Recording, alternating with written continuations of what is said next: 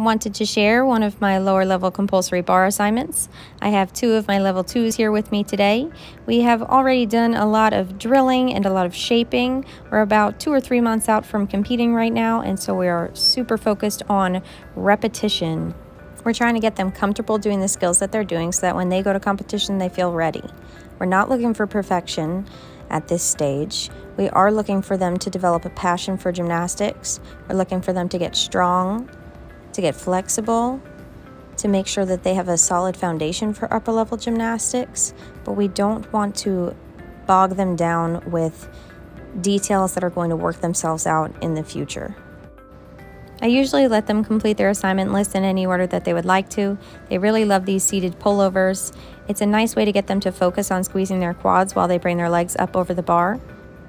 It's a nice alternative to chin-ups and L-hangs. Definitely helps them increase their upper body strength, their core strength, but also gets them to do more repetitions of a skill that they'll be competing.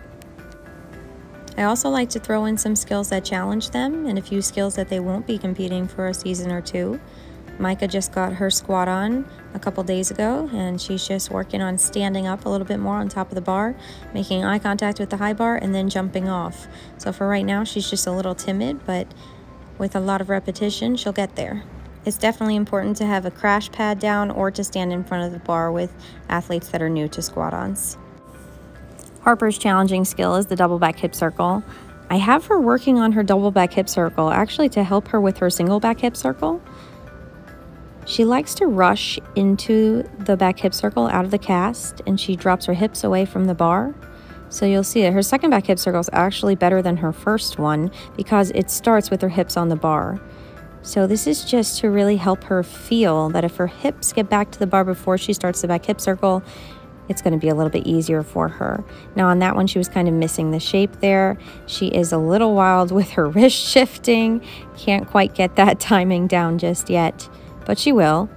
Now sometimes all it takes is just a little bit of refocusing to get them to have a clear understanding of what you're asking them to do. I just reminded her I was asking her to get her hips to the bar before she started the back hip circle, and that one was already a little bit better.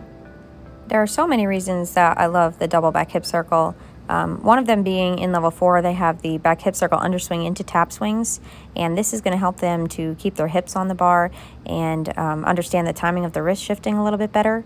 Also, just for the level 3 underswing dismount out of the back hip circle, just be prepared to catch them falling off the bar if they're brand new at this. Okay, try again. Shift push. Oh, that's bent elbows. Try again.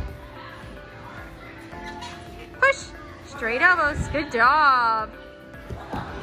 So here is Harper focusing on one singular detail at a time with her single back hip circle, which will be in her competition routine this year. She's only focused on getting her elbows straight here. She's brand new to gymnastics, just started a few months ago. Giving her multiple corrections at a time would be just way too difficult for her to comprehend. She's developing her coordination right now. Her brain can only handle so much. So one singular correction is plenty for her. So for this bit of their assignment, they are only allowed to count their back hip circle if they land back up on top of the bar with straight elbows.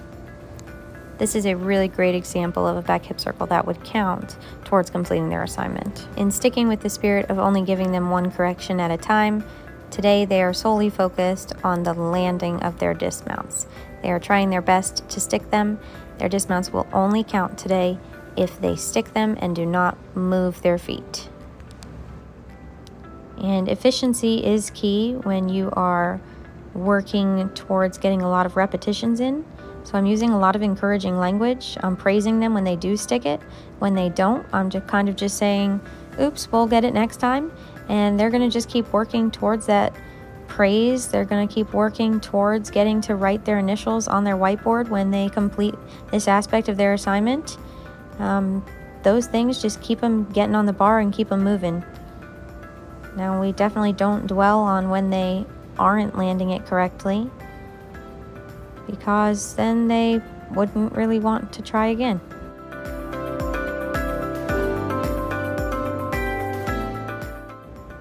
You see Micah over there in the background. She's working on writing her initials down next to her number, and it's also helping with her reading skills because she has to read her assignment, figure out which number it is, and then write her initials next to the corresponding number on her own whiteboard. Now we're moving on to our leg cuts and shoot throughs. I'm trying to get Harper to understand that this is more of a weight transfer.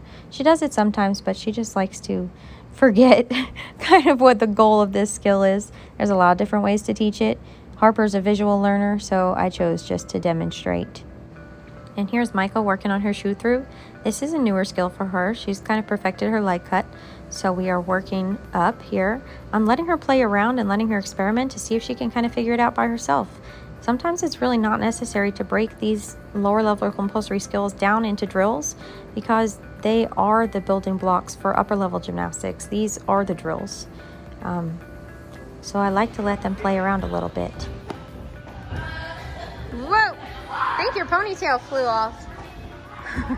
I definitely have a fluffy mat underneath the bar if I'm letting them do mill circles by themselves. You don't want them slipping off the bar with a mill circle. That could be dangerous.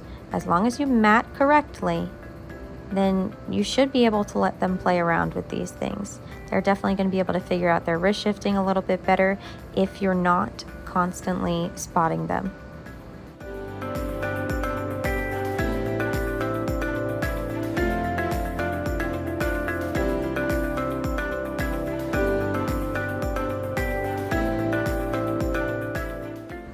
Now we have one bar set. We also use our strap bar on the side. We had 2 girls in this group today, and we were able to get through this assignment in 20 minutes. We usually have 5 or 6 girls in this group between levels 2 and 4, and they're able to get through the assignments in about 30 minutes. That one? 5. What does that say?